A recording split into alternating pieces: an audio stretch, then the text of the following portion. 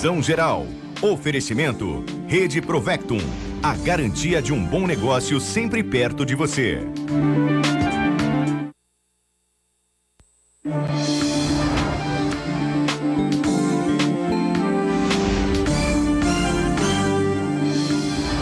Olá, meus amigos do Brasil, tudo bem por aí? Calma, se você está achando que eu estou adiantado, não é não. Talvez você não tenha adiantado o seu relógio, hein?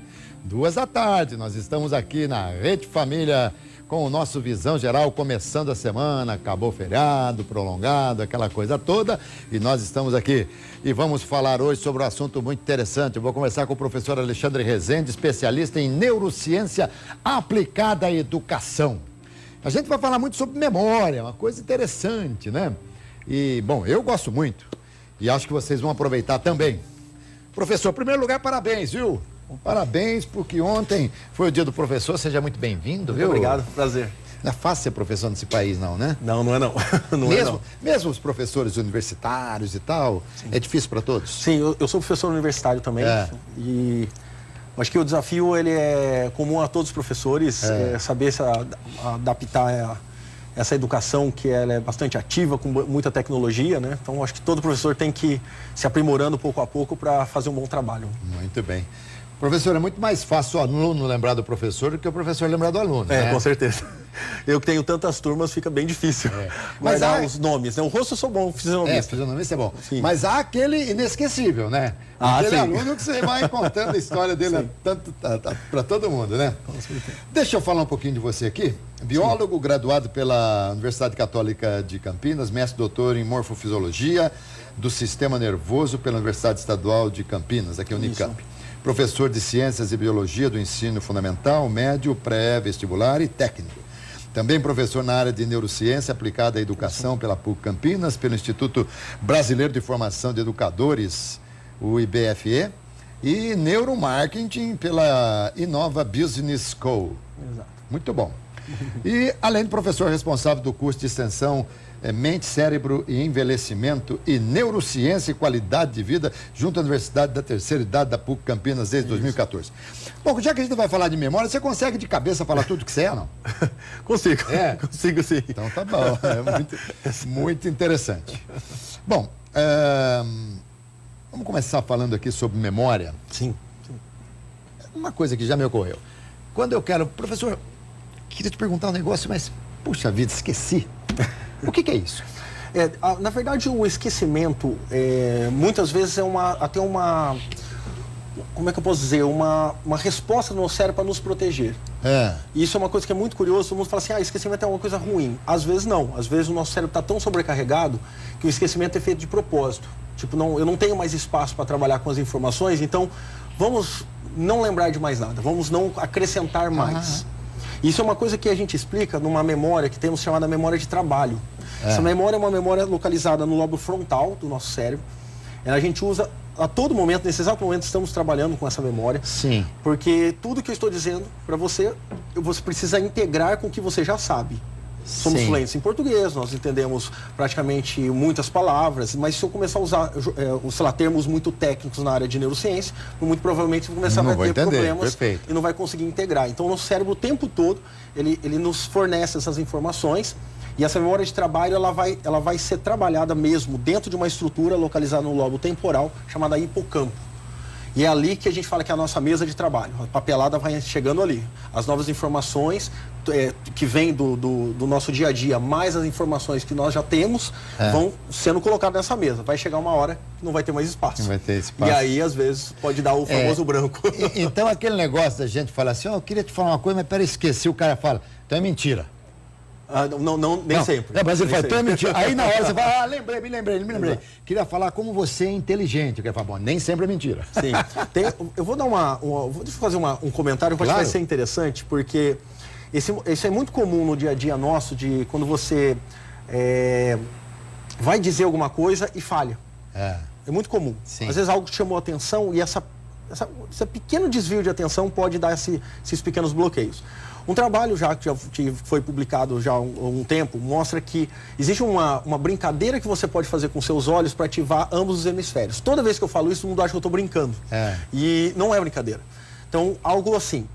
Aí eu esqueci, então eu vou andar de trás para frente, eu vou andar para trás para ver se eu faço o caminho que eu fiz, para ver se eu lembro. Sim, vou voltar no mesmo lugar. Mas é muito, exato, tem algo mais fácil que dá para fazer. Basta você movimentar os seus olhos, tá? Por exemplo, se você olhar para mim, eu tento lembrar disso aqui. Olhando para cá, eu mexo meus olhos de um lado para o outro.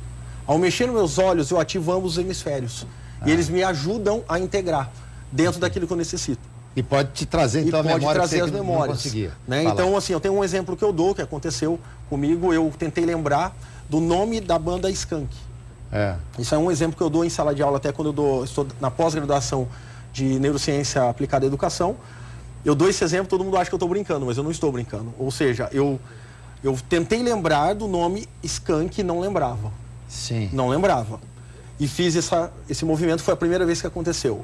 Que imagem? Veio uma imagem na minha cabeça que fez eu lembrar. Que foi a imagem do gambá americano. Aquele gambá que é preto e branco. Ele chama Skank. Skank, tá. Então, é que aí você fala, mas então se eu tentar lembrar da banda Skank, vai vir um gambá na minha... Não, não é isso. É que o meu cérebro utilizou do que ele tem para me dar dica. Como tem algum conhecimento em inglês, tal, talvez isso ajudou para eu integrar. Então, esse é um exemplo que eu acho que é interessante. Talvez eu me lembrasse do Samuel Rosa. Exato. E a questão não é assim, é para coisas que você esqueceu e que você pode lembrar imediatamente. Não é assim, eu vou fazer uma prova de um concurso, aí eu não lembro de nada, eu sento lá e fico olhando para lá. Você pode sacudir a cabeça e não vai adiantar nada. Não vai adiantar nada. Exatamente. Tá certo, muito bom. Então, pela explicação, assim, bem rápida que você nos trouxe, a gente pode imaginar que o cérebro é uma CPU. Com certeza, com certeza. Eu sempre classifico o nosso cérebro, se eu for fazer analogia com o computador, nós temos, vamos falar, duas regiões cerebrais, duas regiões do encéfalo, de todos os órgãos que compõem aqui. Uma região que eu posso chamar do sistema RAM, que nem do computador. Sim. Memória de trabalho, aquilo que nós utilizamos, se você não salvar as informações no HD, você vai perder. Ou seja, o sistema límbico que nós temos, sistemas das emoções, geralmente ele funciona dessa forma. O próprio hipocampo que eu citei, ela faz parte desse sistema, o sistema límbico. Então, as informações que vão sendo trabalhadas o tempo todo, muitas delas já são perdidas, são jogadas fora, porque não tem sentido você ficar guardando essas informações. Mas o nosso córtex cerebral é aqui que é o nosso HD. E nós temos um córtex muito poderoso. Tá? Tem alguns dados que a gente vê, por exemplo, o nosso cérebro tem uma capacidade de armazenamento, pelos dados que temos, que com certeza já deve estar mudando, porque esses trabalhos o tempo todo vão trazendo novas informações, que temos uma capacidade de memória de mais ou menos 15 computadores de 1 terabytes. De 1 tera. 15. Mas eu acho que é muito mais do que isso, porque cada vez já tem novas informações que mostram que a nossa capacidade mesmo é muito maior. Os japoneses têm o mesmo tamanho, porque os japoneses é impressionante, muito né? Bom. Eles estudam e tal, né? Ou seja, se nós usássemos o nosso cérebro todos os dias aprendendo coisas novas, nós íamos encher ele por volta de 400 anos. Eu acho que eu não conheço ninguém que viveu 400 anos. Então ainda diz assim, meu cérebro não armazena mais, eu não tenho mais capacidade de aprender. Isso aí já é uma desculpa que não dá mais para usar. Professor, não está aqui no roteiro, né? E o déjà vu, o que vem a ser, na sua opinião? Então, o déjà vu, ele tem várias explicações, inclusive até espirituais, né, e tudo mais. Mas não vamos entrar nesse termo. Vamos entrar nos termos... nos termos mais práticos de ciência. Não existe, na verdade, ainda 100% algo que já confirma. O déjà vu acontece dessa forma. Algumas explicações, e uma que eu acho bastante interessante, que quando você olha para os ambientes, você faz a movimentação dos olhos, isso pode acontecer de você ter captações de milionésimos de segundo diferentes nos olhos. Então, ou seja, eu olhei para cá e me deu a sensação que eu já vi eu vivi essa cena, ou já é muito familiar essa cena. Então, às vezes, a captação ocular pode ser diferente. Isso é raro acontecer, mas pode acontecer. E ela registra 2 vezes em sequência. Então, registra uma vez e 1 milionésimo de segundo vai ter um novo registro. Isso pode me dar uma sensação mental que eu... Mas isso é a sua opinião e visão? Não, isso é alguns dados que já mostram de que... Isso aqui, será que é 100% isso? Bom, então eu fiquei até com vergonha de falar o que eu acho, né? Porque se você me dissesse, não, isso é o que eu penso, então também vou falar o que eu penso. Mas você está embasado, né? Exato, esse base alguns trabalhos que mostram isso, que eu estou falando, que é a visão da ciência. A visão espiritual... Eu não vou nem entrar na visão espiritual, mas eu sempre achei, professor, o seguinte... Bom, Alexandre, estou te chamando muito mais de professor, porque você é professor, aliás. É uma honra. Estamos aí, né, semana do professor e tal. Mas, Alexandre, é o seguinte, invariavelmente as pessoas lhe contam causos, né? Sim. E você vai registrando isso. Imaginemos, por exemplo, isso muitas vezes acontece, se eu lhe fizer um convite e falar assim, olha, Alexandre, nós vamos fazer uma pescaria, vai ser muito legal, tem um lago azul maravilhoso, tem uma casa grande, uma casa... Você já está imaginando, não está? Com certeza. Você chega lá, não é nada do que você imaginou. Exatamente. Não é nada. Mas você fotografou isso aí. Isso. De repente, um dia você passa por algo semelhante ao que você se parece, Isso. talvez tenha a sensação de ter Exatamente. Essa é uma outra explicação. Mas essa é minha, por favor, Exato, hein? mas isso é uma explicação bem plausível. É. Situações vividas, né, registradas na nossa mente, o nosso cérebro utiliza essas visões. Por exemplo, ler um livro. Ler um livro é Sim, diferente de a gente assistir. viaja no livro. Exato. Por isso que eu falo, é muito importante incentivar a leitura, que a pessoa consiga ler, porque ela cria, a criatividade é gerada nisso. E olha, a nossa imaginação, o nosso cérebro, ele tem um poder enorme de imaginação. Graças a Deus, né? Porque isso aí foi como eu consegui fazer minha vida, narrando futebol, porque eu mexia com a imaginação, com a emoção. Eu narrando o jogo, a pessoa tinha que imaginar e tal. Exatamente. E normalmente tudo que ela imagina é mais bonito do que a realidade. Com certeza. Eu me lembro de ter lido o livro O Aeroporto, de Arthur Haley, e depois eu fui assistir ao filme. Sim. Mas que decepção! Sim. O livro era uma coisa monstruosamente linda. E o filme não Exato. me trouxe. Então, aquilo ficou comigo. Isso acontece com as pessoas. Acontece o tempo todo. O próprio Harry Potter, o Senhor dos Sim. Anéis, se você lê o livro, ele te alimenta, né? Algumas coisas eu achei bem interessante, que algumas coisas até que como eu imaginei, eles... Foi, né? É. Mas tem coisas que eu não... Foi bem diferente. Né? Alguns livros, até uns livros, eu gosto muito de contos de terror, eu gosto bastante da parte de terror. Por exemplo, eu li o livro Exorcista, eu imaginei uma coisa muito pior no livro do que no filme. Bom, então jamais eu leria, porque eu não Exatamente. gosto. Não gosto, tenho medo, não me conte casos assim, entendeu? Bom, vamos lá.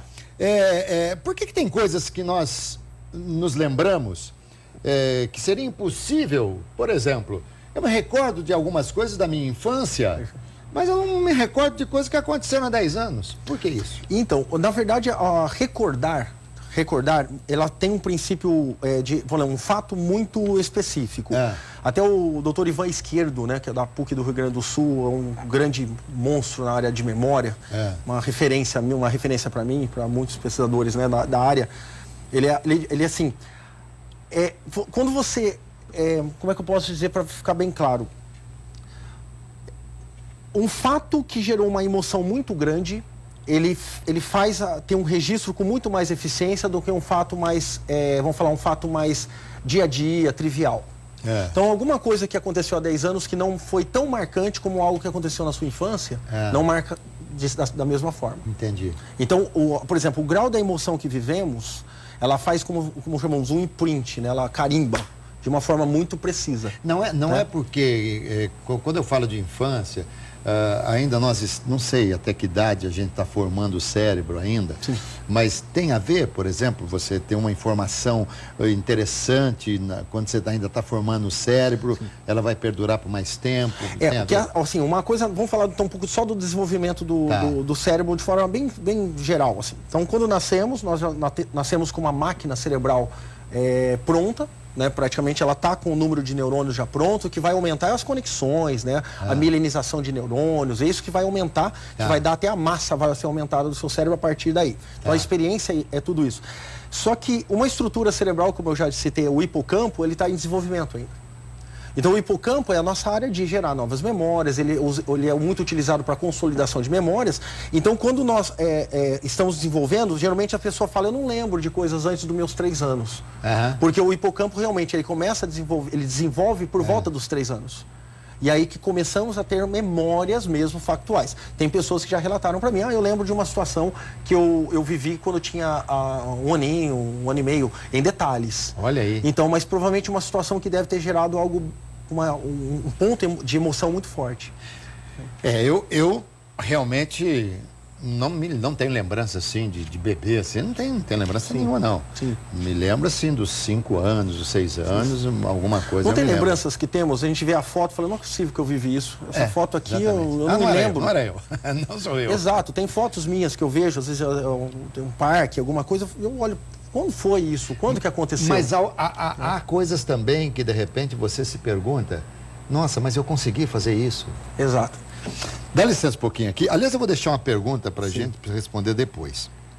Eu costumo dizer o seguinte, que a vida ela é feita de inúmeros momentos, mas inúmeros, assim, milhares e milhares de momentos felizes, dos quais nos lembramos muito pouco, e de pouquíssimos momentos muito tristes que não nos esquecemos jamais. Exato. Professor, alegria e tristeza, porque nos lembramos sempre da tristeza, que são tão poucos momentos na vida, e a alegria são tantos e a gente não se lembra assim rapidamente. Exato. Eu sempre falo, todo evento negativo, né? Qualquer evento negativo, ele tem um poder muito grande de nos influenciar. Aliás, somos influenciados por pessoas negativas, com muita facilidade. Né? Pessoas que reclamam demais, pessoas que lamentam demais, elas já têm trabalhos que mostram que elas modificam as nossas conexões cerebrais igual a conexões que elas têm. Então, existe um malefício de tudo que é negativo que influencia as pessoas, nos influenciarem também. A situação negativa, ela tem sempre um efeito emocional muito forte. Então, assim, nós temos momentos felizes, momentos de alegrias, mas esses momentos de alegrias, eles acabam sendo dentro de um contexto de rotina, às vezes algo que seja mais simples. Mas tem momentos felizes que a gente não esquece, né? Momentos que têm um cunho emocional tão forte, que aí você tem um registro, como eu disse, um imprint com uma força bem intensa. Bom, há pouco você disse que a partir dos 3 anos começa a se formar, então nós podemos, o cérebro mais efetivamente, a gente pode dizer que a nossa memória começa aos 3 anos?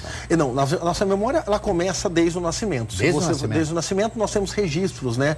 Já teve registros pontuais que temos que ter isso, na verdade, né? O nascimento, ele é um momento para a criança aprender a ver, a sentir, a ouvir, sentir cheiro, sentir gosto. Ela tem que aprender tudo isso. Então, isso ela tem que lembrar depois para ter a rotina da vida dela.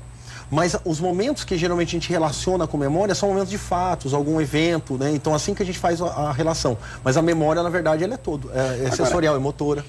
Professor, por que umas pessoas são mais inteligentes do que as outras? Olha, essa é uma pergunta que eu escuto sempre. Essa pessoa é mais inteligente do que as outras. Então, a questão da inteligência, existe o cunho genético da inteligência.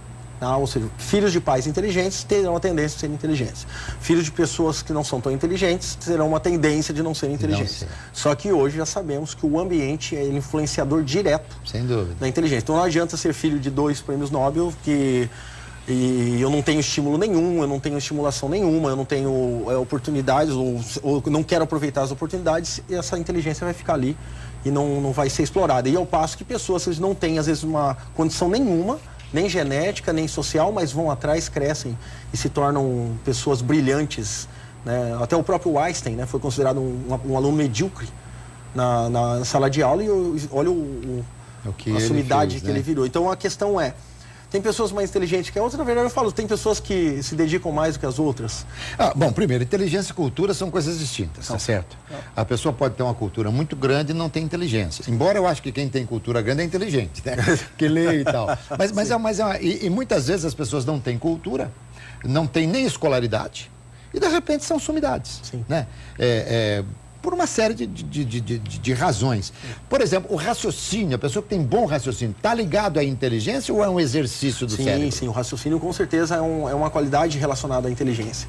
Porque, assim, acho que uma coisa importante dizer agora é que nós temos, na verdade, principalmente nos processamentos de captação de informação, 3 grandes áreas que Alexander Luria, né, ele padronizou bem. Uma área de recepção, outra de execução, mas vamos falar mais da recepção. As áreas de Luria, né, temos 3 áreas, a área primária, secundária e terciária. A área primária chamamos de área de projeção, uma área que eu gosto de chamar de uma área bruta. A informação, ela chega bruta ali. Então ela não sabe nada, vamos falar assim, uma informação que não é conhecida. E as áreas secundárias e terciárias são áreas de associação. Um exemplo muito simples. Chega uma imagem de uma flor, né? Colocou uma imagem de uma flor na minha frente, meus olhos captaram, mandou para a minha área, que é o córtex occipital, que é a área visual. Chega essa imagem lá. Minha área primária não sabe o que é. Então ela pergunta, o que é isso?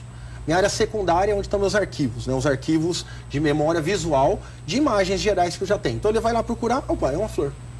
Eu tenho mesmo que... E rápido, né? Muito rápido. Mesmo que eu não tenha visto nunca essa flor, o arquivo de memória é tão alto que ela consegue buscar rapidamente. Agora, pense mais a flor, a importância dela, fale mais sobre a flor, ou elabore mais sobre a flor. Aí é uma questão de área terciária. Então, quando a gente fala raciocínio, geralmente nós temos várias áreas de memória, nós temos, né, muitas áreas de memória, e elas precisam se comunicar para você gerar o que você quer. Então, eu quero fazer um raciocínio dentro de um assunto específico, e uma pessoa que tem muita leitura, que tem um hábito de sempre estar pensando, interpretar bem texto, ou seja, uma pessoa que é um leitor, por exemplo, feroz, ele consegue fazer links muito fortes. Agora, a falta de leitura faz com que você se adapte a ter a área primária e secundária sempre ativadas, e a terciária fica ali do lado. Então, quando você fala para um aluno assim, não acredito, você é esperto, você parece isso, aquilo, tal, mas às vezes esse aluno não tem uma área terciária tão desenvolvida. Então, ele tem uma dificuldade tremenda para fazer raciocínios, conseguir chegar nas respostas. E, por exemplo, aquelas pessoas, isso já vi muito. Aí a pessoa está dissertando sobre alguma coisa, falando sobre alguma coisa, você, então, olha, mas antes que... Não me atrapalha, peraí. Peraí, me perdi. Eu estava falando aqui, você foi fazer uma pergunta, isso o que é? Então, isso entra daquilo que conversamos já no primeiro bloco, a questão de você perder a atenção. Então, quando a pessoa está falando daquele assunto e ela perde a atenção para um outro assunto. Por isso que ela fica nervosa. Sim, você me cortou. Mas tudo bem, mas o que fazer para a pessoa não perder o foco? Isso, aí é a questão da questão de trabalho de foco, né? Ou seja, quando você está direcionando a atenção, se você conseguir manter a atenção fixada, né? Que eu chamo um circuito executivo que temos de nossa atenção. Manter fixado diminui muito isso acontecer. E aí entramos na questão hoje temos muita informação, né? A internet ela traz uma grande quantidade de informação. Então o nosso cérebro é bombardeado constantemente de informação. Então a tendência de perder é muito forte. Sabe uma coisa, professor? Eu vou revelar aqui. De uns tempos para cá eu tenho uma caneta aqui, que eu ganhei de presente do meu querido amigo Mariano, num programa que nós fizemos aqui, ele é especialista em caneta. E eu tenho aqui um bloquinho pequenininho para alguma anotação. O que eu faço aqui? Porque por vezes, talvez até eu já encontre a explicação, afinal de contas eu estou no ar ao vivo, o Brasil todo vendo, e claro que a gente tem que se cuidar e se preparar. Mas às vezes você me fala aqui uma coisa, me veio na hora uma pergunta, para não te interromper, eu escrevo uma palavra aqui, e a hora que terminou, eu pego, olha a palavra, eu sei o que eu queria te perguntar. Isso aí não significa que eu esteja com receio do meu cérebro me trair, mas talvez seja uma aplicação. É uma âncora. A gente fala uma âncora de leitura, de lembrança. Sim. Exatamente isso. E aí tocou num assunto importantíssimo, escrita. E sabe por quê, professor? Por respeito ao telespectador, por respeito ao entrevistado, e quando eventualmente numa palestra eu tenho algumas coisas anotadas, quando não slides e tal, quando eu tenho alguma coisa anotada, claro que é para não me perder, mas por respeito a quem está me ouvindo. Porque senão eu vou ter que fazer uso do improviso, e você sabe bem que o improviso, como o próprio nome diz, ele é emergencial. Não é para você torná-lo ali uma rotina. Então, uma rotina você faz realmente coisa muito errada. Então é plenamente normal. Não é nenhum defeito de memória, nada disso. De jeito nenhum. Aliás, tem um trabalho que foi feito na Harvard, que eles fizeram uma avaliação de memória, de retenção, né, de informações em uma aula comum. Eles pegaram e dividiram em 3 grandes grupos. Então, um professor lá, emérito da Harvard, ia dar uma aula, e um grupo ia assistir essa aula anotando. Outro ia assistir a aula no notebook, né, anotando no notebook, e o outro só ia só prestar atenção. Como a gente faz uma palestra, a gente senta, cruza o braço e fica lá prestando atenção. Assistiram toda a aula, depois eles fizeram uma avaliação para ver o que eles tinham retido. O que usaram anotações tiveram um rendimento muito maior. E a tendência da educação é cada vez diminuir a questão da escrita, né? É uma tendência já mundial, até a Finlândia já tem reestruturações curriculares que mostram a digitação ser o carro forte. Eu não sei se isso vai ser bom assim a curto prazo, médio prazo, não sei. Professor Alexandre Rezende, vamos lá. QI, coeficiente de inteligência. Como se mede? E depois da sua resposta, eu faço uma outra pergunta a respeito do QI. Vamos lá. Isso, é que o coeficiente de inteligência, ele é utilizado até em testes de empresas, né? Às vezes, até em escolas, eu já vi aplicar escolas, mas o coeficiente de inteligência, eu sempre falei, ele é muito relativo, porque depende muito da questão do perfil da pessoa. Se eu fizer um teste de QI, por exemplo, uma pessoa que tem perfil para humanas, e eu fizer um teste de QI de lógica, Ah, Eu não estou explorando a inteligência sem dessa dúvida, pessoa. sem dúvida. Que, assim, eu vou dar um exemplo comigo. Eu fiz um teste de QI, acho que eu estava no 2º ano do ensino médio, né? Faz bastante tempo. Mas eu lembro que eu fiz um teste que era de raciocínio, de lógicas. Teste de lógica. Eram, na verdade, 12 perguntas para ser respondida em 15 minutos. Eu fiz as 12 em 15 e errei 2. E a classificação que eu era superdotado. Né? Só que eu estava estudando matemática, estava fazendo um monte de exercício, estava treinando, tudo isso.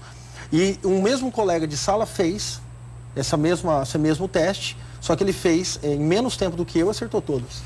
Muito bom. E só que ele era um perfil de exato. Então né? é muito relativo, né? É bastante relativo. Bom, e a outra pergunta que eu queria falar sobre o QI é o seguinte: tem alguém que tenha QI maior e memória maior do que o Dr. Google? O Dr. Google não, ele é imbatível. Imbatível, né? QI hoje fica até em segundo plano, porque o Google responde tudo pra gente. E o Google entra na história que eu disse das áreas primárias e secundárias. Então, ou seja, o Google, eu pergunto pro Google, o que é isso? Ele responde pra mim. Só que o Google não me ensina como raciocinar. Segundo a em cima. Wikipédia, o Google... Mas assim, né?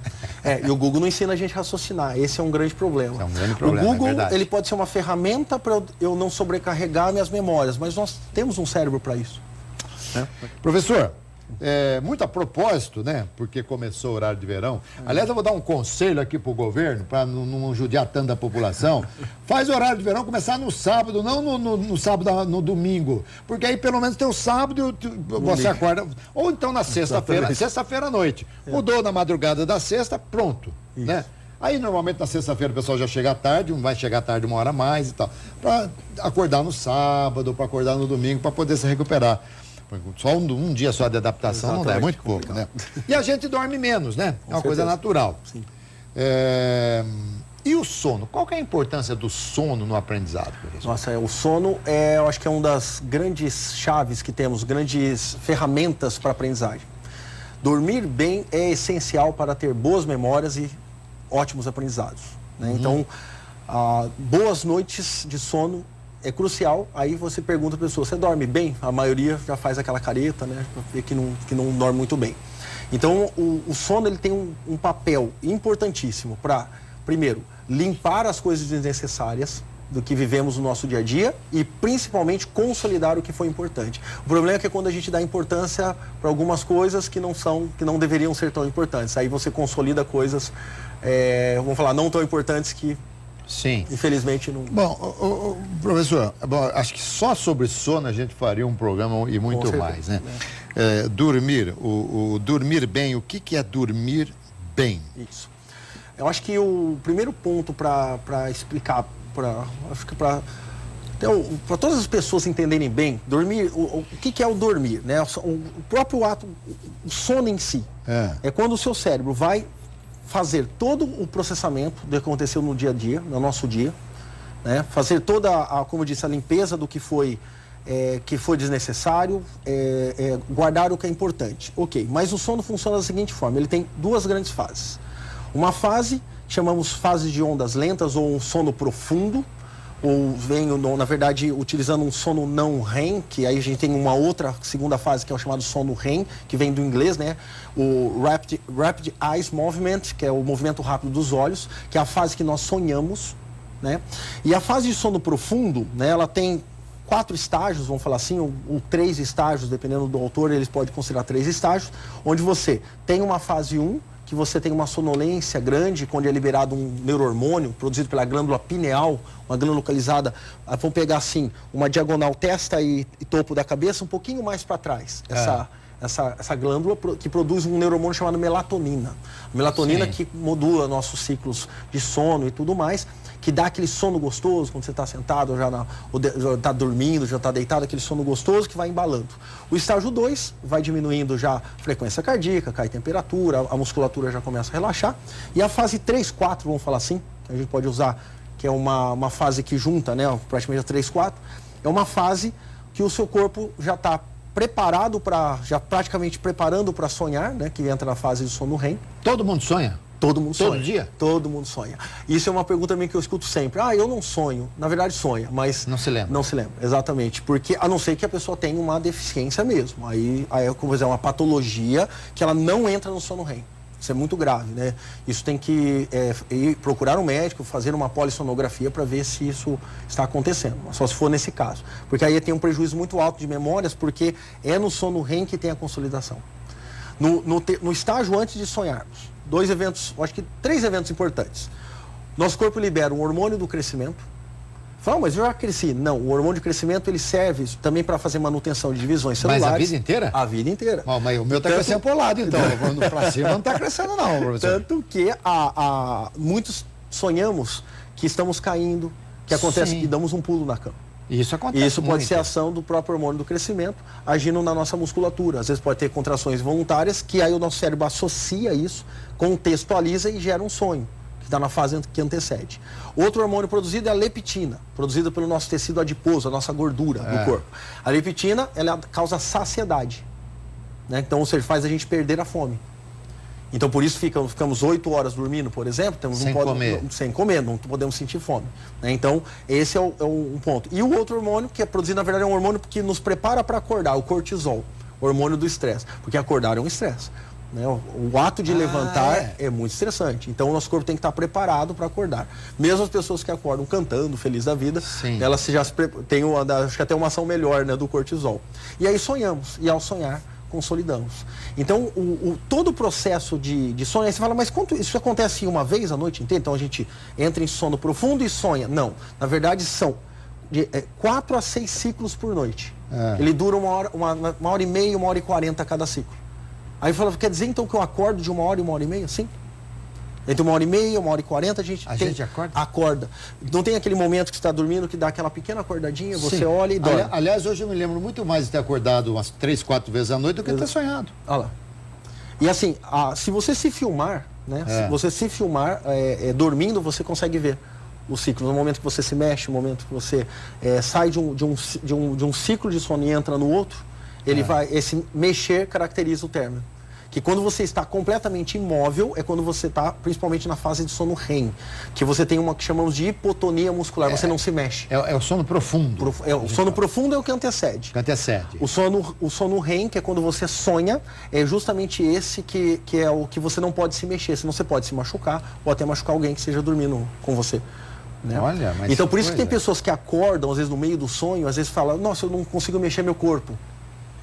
Lembra da paralisia do sono? Então, professor, pelo que o programa está acabando, não tem mais tempo.